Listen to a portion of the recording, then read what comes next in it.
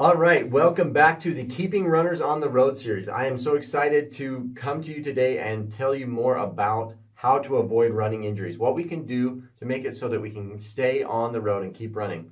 So today, and in this first little bit, we've been talking more about injuries and kind of setting the stage of why we get injured, what leads to injury, and a little bit about what we can do. We'll get into some more specific strategies too, with some of our future posts. But today I really want to talk about what are some of the risk factors, what causes running injuries.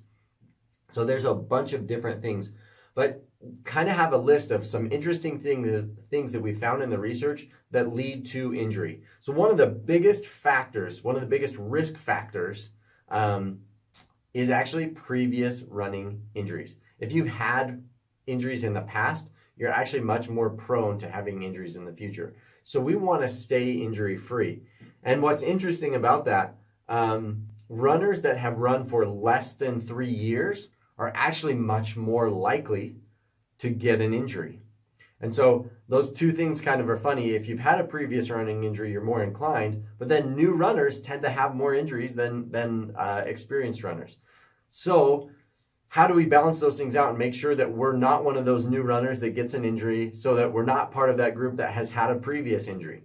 What we can do is make sure that we start out slow. We want to make sure that we start out slow with our running, that we don't just go gung-ho, pick up a running book of like, how to ace your first marathon and pick a marathon at the end of the season and just start in, March right now and run a marathon by October. We may need more time to adapt to that. A marathon is a long distance.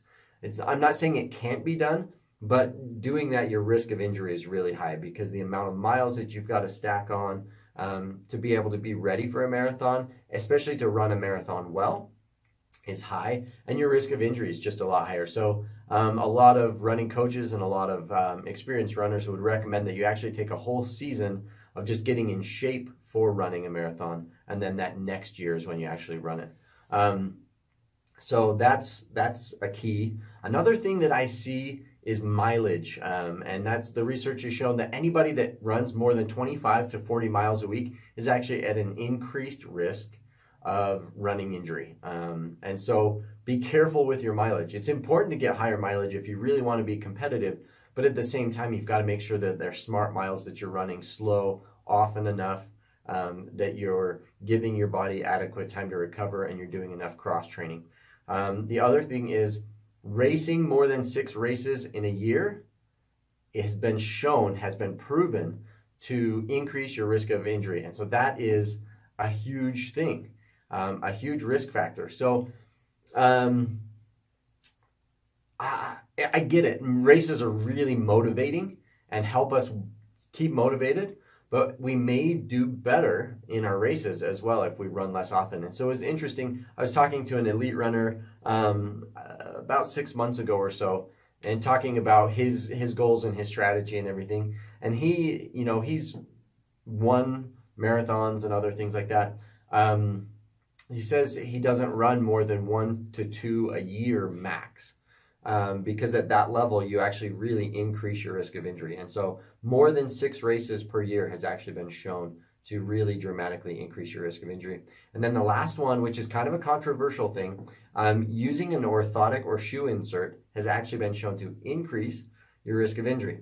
Now, the problem I have with that statistic is if you have a shoe insert or an orthotic, you probably already had an injury, and that's why you're wearing it. And so I don't know that I believe that fully, I think that maybe the way that the research is designed in that case may be leading to that. And so I don't know, but that is one of the main risk factors from this pool of research that I've been looking at.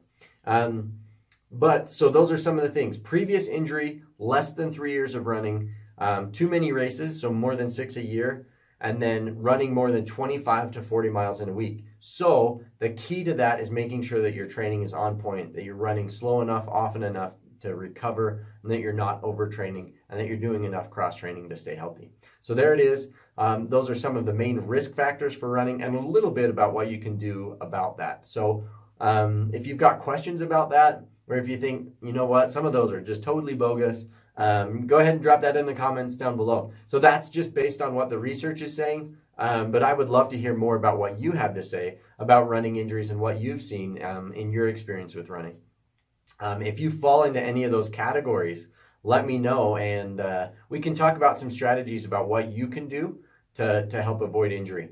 But thanks so much. If you'd like to follow the rest of these tips, go ahead and let us know by dropping I'm in the comments down below, and we'll make sure you get tagged in the rest of these posts.